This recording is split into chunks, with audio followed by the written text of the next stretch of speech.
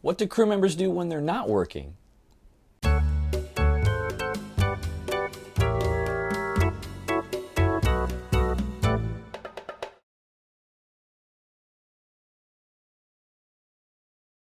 When I started doing my research before I joined cruise ships, trying to get an understanding of the lifestyle, what it's like to be a crew member, I'd never been on a cruise before. I didn't know what to expect. So, of course, I tried to figure it out ahead of time so I wasn't thrown into the deep end with no idea.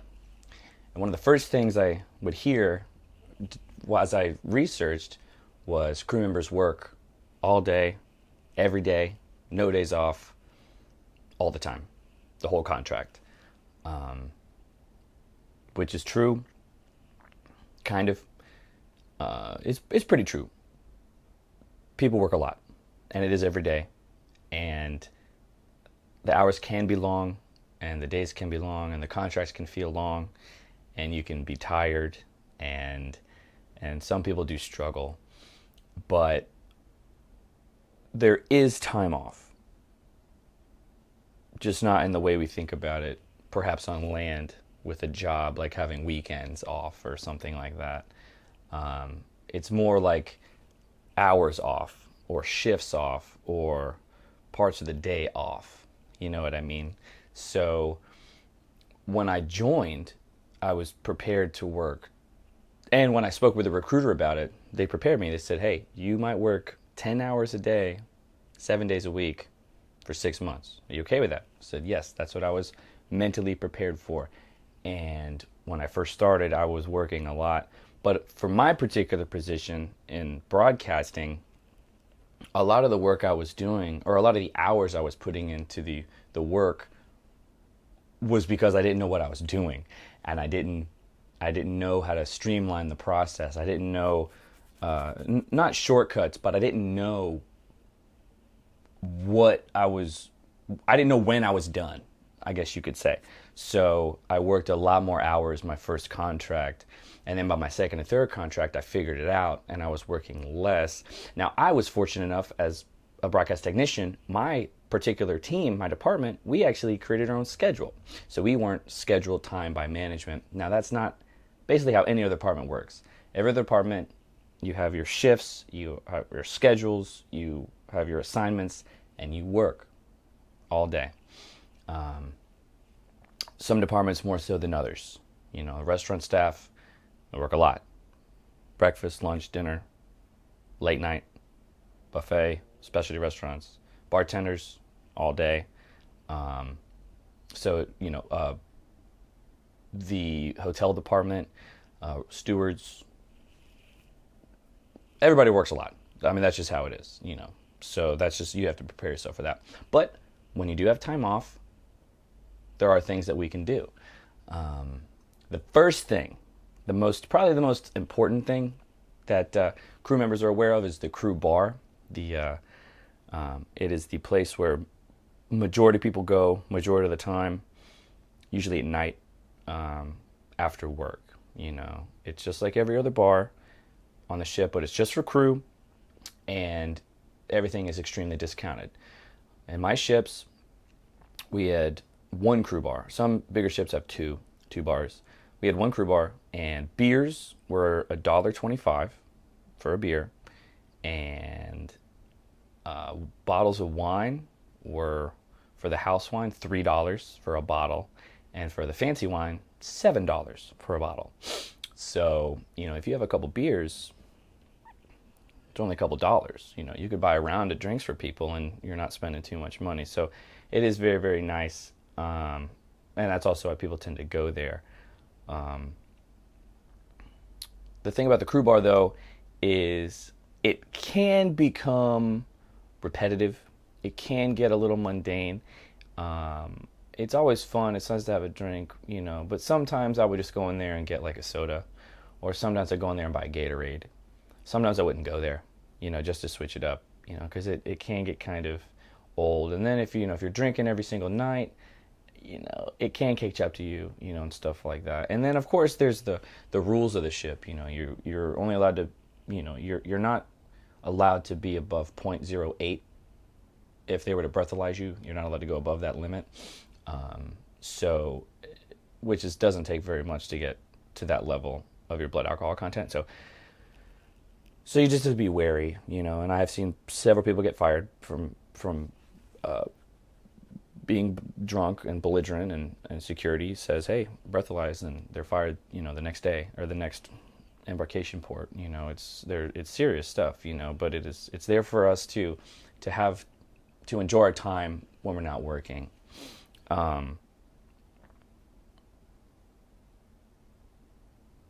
If it's in the daytime and you have your shift off, or you have a couple hours off, and you're in port, if you're not in port manning that day, which means you can't leave for safety reasons, if it's not one of your IPM days, you can get off the ship, and you can get off by yourself. You can get off with friends. You can set up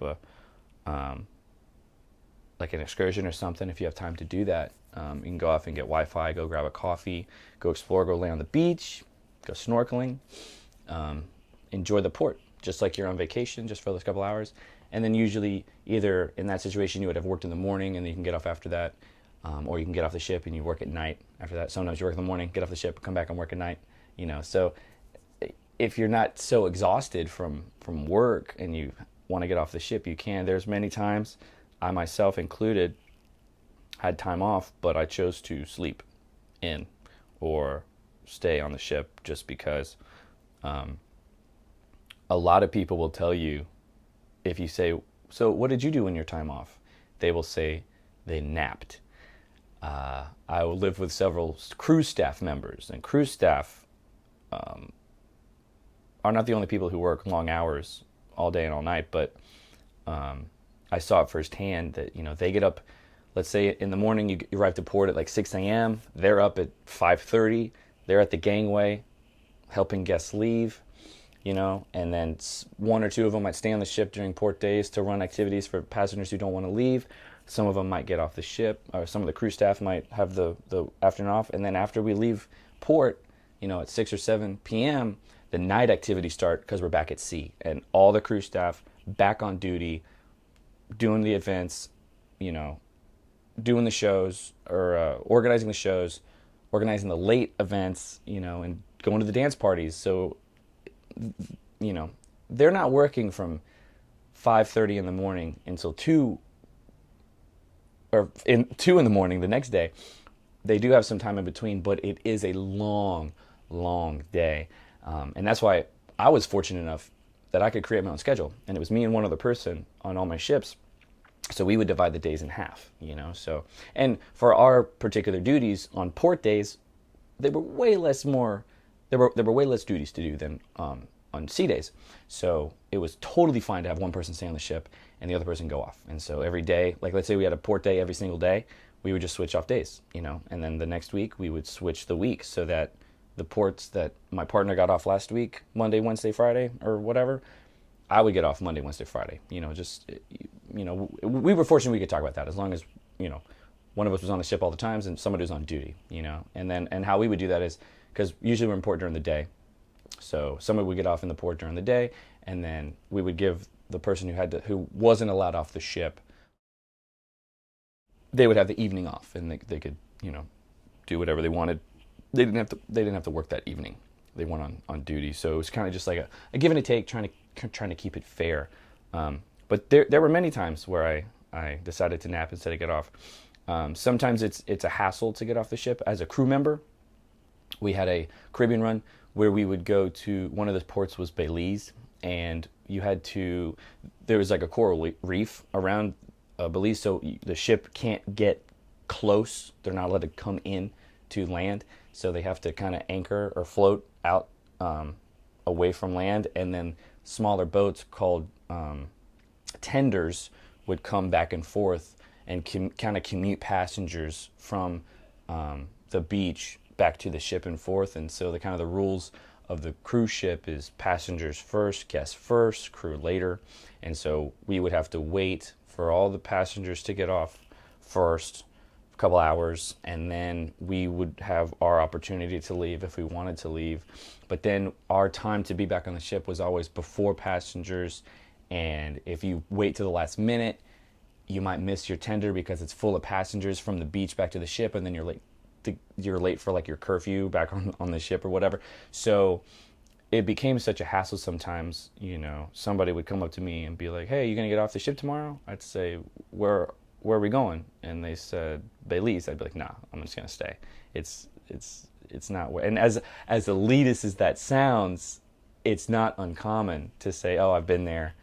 I'll go next week." That is kind of the lifestyle. But sometimes the hassle and it's just not worth it. And sometimes you're exhausted, and if oh man, I worked 30 days in a row, and my boss gave me a full day off. So you might just sleep the whole day. You might just completely take the entire day and do absolutely nothing, just to recuperate. So napping is crucial. Power naps, in between stuff. You got to find time to eat though, in your downtime as well, because sometimes you're working crazy schedules, so you don't have finite eating times. At least in like the entertainment department. Other departments are a little more shift oriented. So like deck and engine crew, I know that they would have they all would start at a certain time. Not all of them, but a lot of them would start at a certain time. They'd get a break for coffee, like a little midday snack. They go back to work. They'd have lunch, and then kind of it was a lot more structured that way. It just kind of depended on what department you were in. And your management and your supervisor, and if they have scheduled you time to eat and stuff like that. Norwegian Cruise Line has an entire subset of human resources called crew enrichment. And the head of the crew enrichment is called the crew enrichment administrator. And it's their job, their entire contract, to provide activities for crew members to help enrich the experience, because it can get a little sluggish. You can get homesick. It can get, like I said, a little monotonous. It is kind of the same thing every day. And so having somebody there in charge of trying to boost morale and provide things to be a little more uplifting for crew members is a very, very big deal. During the day, the crew enrichment administrator would open up the library. And so we could rent books, we could rent DVDs. All of our staterooms had TVs and DVD players. We could rent DVDs. And if you have time to watch a DVD in your cabin, which I guess some people do, then they would rent DVDs and watch them. And it was free. You don't have to pay for it. We had, during the day, in the crew bar, which was more just like a break room. So at night it becomes the bar, but in the day it's just a room where people can hang out. And I would go down there and drink coffee and watch TV. We had TVs on the walls. They have darts, so you can go to the crew enrichment administrator and get darts from them. Around the corner in our big crew mess, we also had some crew enrichment stuff. There was a TV with like an Xbox there. You could play video games. We had a pool table. There was a ping pong table. You just rent the paddles and the balls and the cues if you want to play pool. And so there was stuff to do, and if you have time to do it, you can. I played ping pong with some people. It was fun. We do have a crew gym on all the vessels, so if you have time to go work out and you're trying to stay fit, and you are more than welcome to go to the crew gym.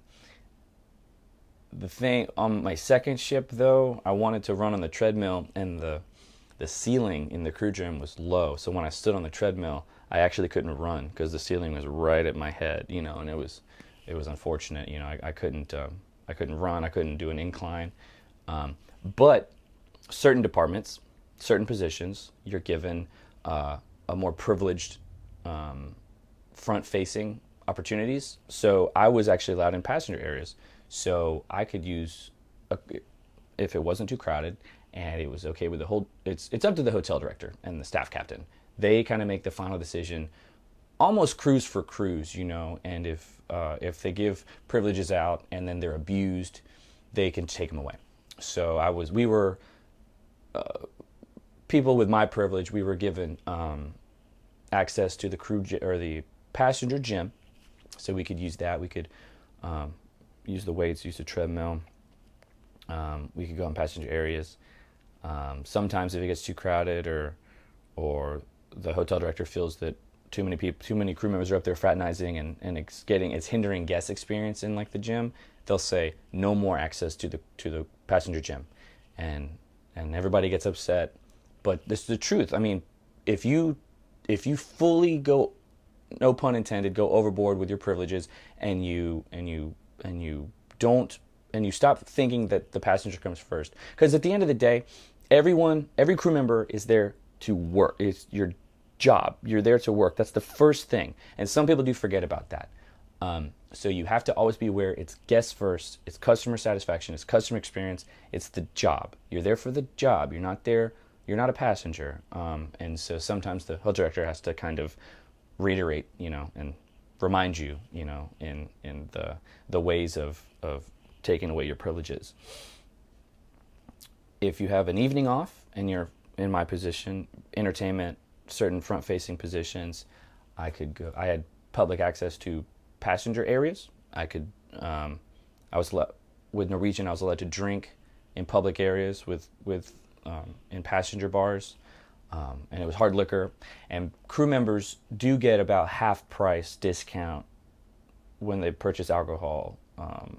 It's not as inexpensive as in the crew bar, but if you purchase alcohol in the passenger areas, it's like half off or something like that. And for Norwegian though, in the crew bar, we didn't have hard alcohol. We only had wine and beer. But in the bars, they had liquor. And so sometimes I wanted a whiskey. So I'd go up and I would drink a whiskey.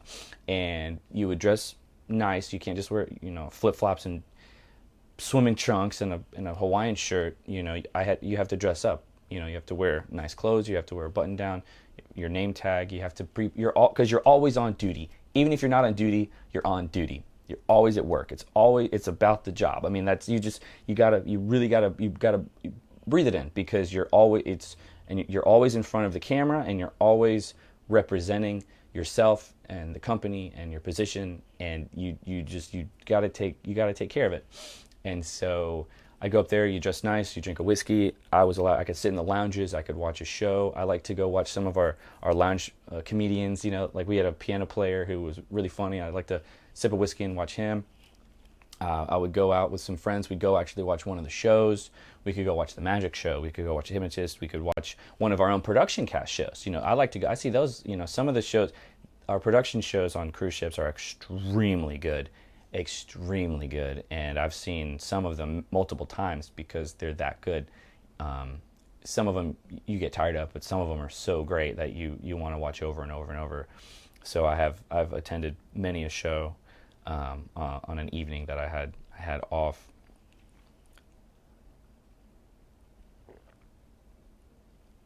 The key is to try and find something to do. On my first ship, we also were given, if we wanted to, we could contact the crew enrichment administrator, and they would give us a passcode. We had these 4 computers in one of the kind of by the pool table and stuff, where they had Rosetta Stone, and you could learn foreign languages. And so for about a month, I was trying to learn a little bit more Spanish, just to fill the time. There's a lot of people on cruise ships who English is not their first language, and I said, it'd be nice for me to learn learn a different language, also show appreciation for other cultures, and show that I'm not just here for me, like I'm here for the entire experience. And so I did that for a little while, and it was free, so there was really no reason not to do it. It was a lot of things at our disposal. On my second ship, my goal was to start a crew band. Sometimes in the crew bar, they'll have live music, and if you can find other crew members who are musicians, not necessarily the musicians who work as musicians, but if you can find other crew members who are musicians as a hobby, and you can decide, hey, let's put a little band together and we can play a show for the crew in the crew bar. That was kind of a big thing I wanted to do. Unfortunately, it didn't work out for me. By the time we got it situated, some of the members were about to sign off, or some of the crew members that I was planning on playing music with signed off. See, and that's one of the struggles too, everyone's contract starts and ends at a different time, and so if you're trying to do these long-term things, like start a band or something, you're really you're a step behind, because you have to kind of prepare. Well, when is everybody leaving? All these kind of things. You just got to think about it. It's not just like, hey, call up my buddy, let's meet up next week. It's like, oh, my buddy is leaving next week and I might not never see them again. So you just you have to think ahead like that. It's not hard to stay busy. I mean, sometimes it is on multiple sea days, but if you try, you can figure it out. Crew enrichment also is pretty good. They have every month they have an entire calendar that they set up, so they have everything planned out, and they'll throw crew parties. They'll have theme nights. So they'll have different countries will like volunteer, or crew members from different countries will volunteer to have a theme party to celebrate their particular country, and they'll decorate the crew bar, and it'll be a big party. And some crew parties, the company will provide us drinks, both alcoholic and non-alcoholic, at no cost to us. Halloween, we'll have a crew party, and they'll provide us drinks, and at that point, like, if it's like a big party, they'll ask one of the lounge bands that's actually there as musicians on the ship if they want to play a set for the crew, and 100% of the time they'll say absolutely, we'll have fun dancing, and sometimes the crew enrichment we will it's after hours, maybe like at midnight or 11 or a little bit later, they'll actually close down one of the public areas. They'll one of a big lounge, one of our big lounges, they'll actually close it to the guests so that the crew are allowed, and they'll have the crew party in a public area, so we're not down on the lower decks, we're up there and we're having a good time. It's fun. One of the best crew parties I had once was, a lot of the ships will have helipads, so if there's a medical emergency and they need to fly a helicopter to come pick up an ill crew member or passenger, we have these big helipads on the ships, and so we had a big outdoor party on the helipad with lights and drinks, and it was really, really fun. We had a DJ, and they brought these big speakers out, so it was a good time, and I would say, if you're on the ship, the more involved you get, the less bored you're going to be. The more and I'm not saying drink, because you don't have to drink. Sometimes you'll feel that the only thing there is to do is drink, and people who don't drink as much sometimes kind of they're like, everybody just drinks. This is dumb, and because I've had those feelings too, I was like, man, I've been here for 4 months and all I do is drink. I got to stop. And then I'm like, but what am I going to do? Everyone's in crew bar. If I'm just sitting, in my room, it's not going to be fun. So sometimes you have to really, go out of your way. Not go out of your way, but you have to try. You have to sometimes step out of your comfort zone, and make the best out of these situations. Especially for some contracts are like 9 or 10 months, that can get monotonous big time. So take advantage of the stuff that you have, because other ships might not have as much fun, or the crew enrichment administrator might not be as into their position, or the crew enrichment administrator might not have as big of a budget in order to provide the crew with great experiences. And so when they do offer you these great things, really, really take advantage of it, and meet people and make friends, and whether you're drinking or not, always trying to keep a positive outlook. You'll make it, and it's fun. And if there's a crew movie night, go to it and watch it and get popcorn and hang out and goof off, and then the next day you go back to work and wait for the next one. So have fun in crew bar.